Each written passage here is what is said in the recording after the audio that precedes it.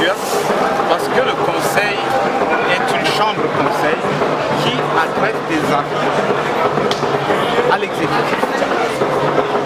Si je prends sur le plan historique, nul n'ignore, au moins jusqu'à une certaine génération, que le Cameroun s'est construit à partir des plans quinquennaux. Et le laboratoire des plans quinquennaux était le Conseil économique et social. L'histoire a évolué, nous sommes passés dans des étapes d'ajustement. La réflexion n'était plus de longue durée mais de courte durée. Et ça a donné cette impression de non-action du Conseil économique et social qui adresse ces conseils non pas au public mais à l'exécutif. Et la pertinence de ces conseils se voit dans les réalisations que l'exécutif peut faire, que ce soit l'équipement du pays en barrage hydroélectrique, que ce soit les nouvelles politiques d'urbanisation et de construction des logements sociaux, que ce soit la nouvelle politique agricole, que ce soit les politiques dans le domaine monétaire et financier, que ce soit la politique d'impôt-substitution.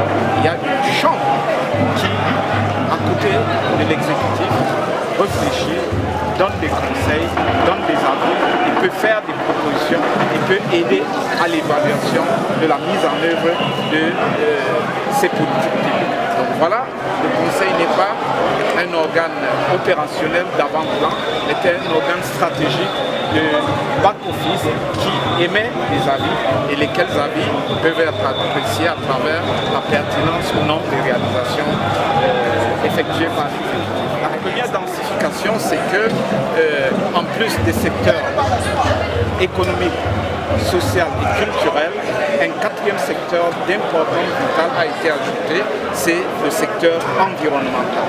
Le Conseil économique doit émettre des avis sur les problématiques environnementales qui sont définitivement des problématiques vitales et transversales. Et pour cela, nous avons d'ailleurs, avec l'Union des conseils économiques et sociaux d'Afrique, mené une étude sur la manière dont les citoyens africains, dont les citoyens camerounais ressentent l'impact des changements climatiques dans leur vie de tous les jours.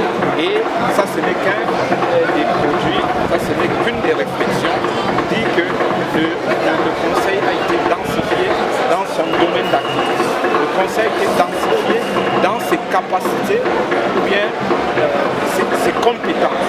Le Conseil a désormais compétence non seulement d'émettre des avis, mais de faire des propositions. Nous devenons une chambre de propositions et nous pouvons faire des propositions sur tous les domaines de la vie économique, politique, sociale et culturelle. Je dois d'ailleurs vous dire